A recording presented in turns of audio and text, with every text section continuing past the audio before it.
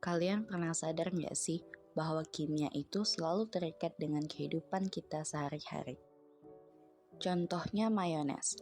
Mayones sering kita gunakan sebagai cocolan, isian, dan topping tambahan. Teman-teman tahu nggak sih kalau mayones itu termasuk contoh koloid loh? Tunggu bentar. Emang koloid itu apa sih? Jadi, koloid itu terdiri dari dua komponen, zat terdispersi dan medium pendispersi. Zat terdispersi dan medium pendispersi itu apa? Untuk penjelasan lebih lanjut, mending kita simak video setelah ini yuk. Oke deh. Pengertian sistem koloid. Koloid adalah jenis campuran heterogen yang terbentuk karena adanya dispersi suatu zat ke dalam zat lain yang dicampurkan. Koloid terbagi menjadi dua fase. Yang pertama fase terdispersi, yaitu zat yang mengalami penyebaran secara merata. Yang kedua fase medium pendispersi, yaitu zat yang menyebabkan terjadinya penyebaran secara merata. Pada mayones, terdapat telur sebagai zat pengemulsi, larutan asam lemon sebagai medium pendispersi, dan minyak sebagai medium terdispersi. Ciri-ciri koloid terlihat homogen bila dilihat mata, namun berbentuk heterogen bila diamati menggunakan mikroskop ultra. 2. Terdapat fase terdispersi dan medium pendispersi.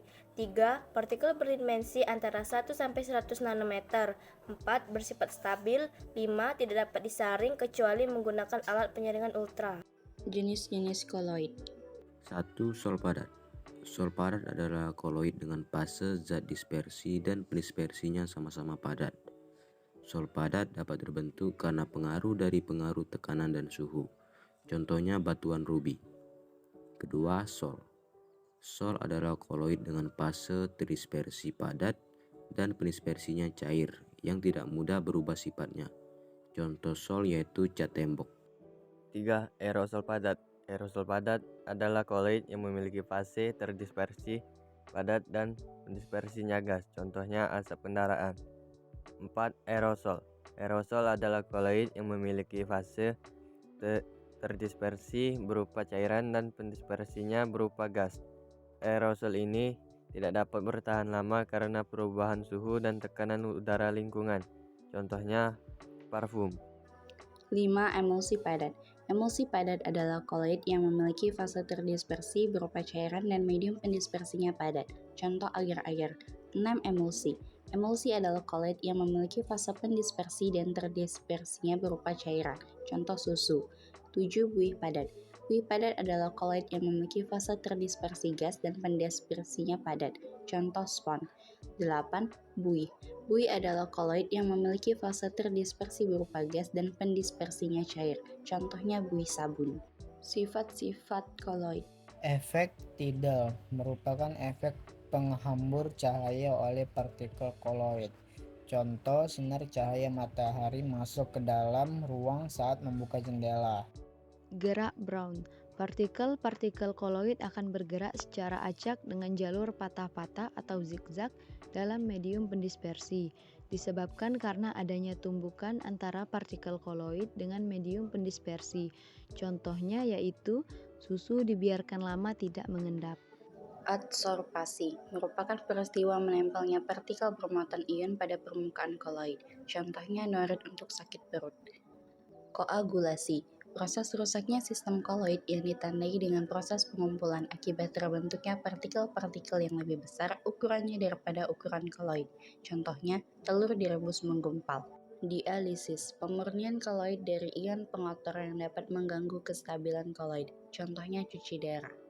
Elektroforesis, pergerakan partikel koloid bermuatan karena adanya medan listrik. Contohnya alat pembersih udara pabrik. Koloid pelindung. Koloid yang mempunyai sifat dapat melindungi koloid lain dari proses koagulasi. Contoh, gelatin pada es krim. Muatan koloid. Koloid yang bermuatan positif dan koloid yang bermuatan negatif. Contohnya sol AS2S3 bermuatan negatif dan sol FeOH3 bermuatan positif. Perbedaan antara larutan, koloid, dan suspensi. Perbedaan pada larutan homogen tidak dapat dibedakan walaupun menggunakan mikroskop ultra.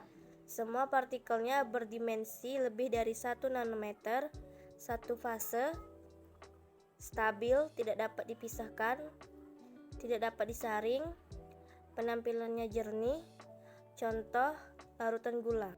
Koloid dapat dilihat secara makroskopis, bersifat homogen tetapi heterogen jika diamati dengan mikroskop ultra. Partikel berdimensi antara 1 nanometer sampai 100 nanometer, terdiri atas 2 fase, stabil, tidak mudah dipisahkan.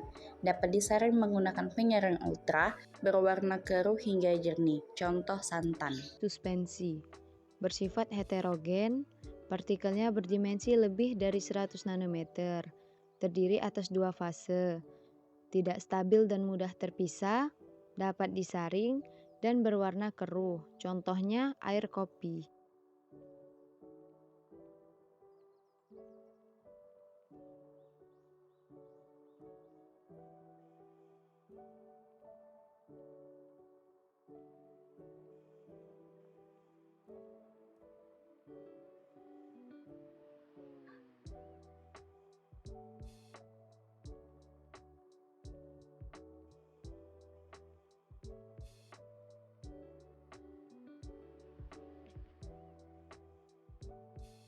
Koloid adalah campuran dua zat atau lebih yang bersifat heterogen dengan dua komponen, zat terdispersi dan pendispersi.